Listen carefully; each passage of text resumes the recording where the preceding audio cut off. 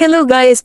Meron nagtanong isa sa ating followers kung paano daw palitan ang tunog sa text messages sa ating cellphone. Kung gusto mong malaman, panoorin mo ang video na ito. First, i-open ang phone settings.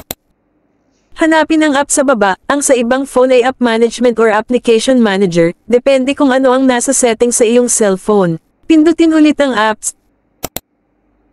Pindutin ulit ang apps.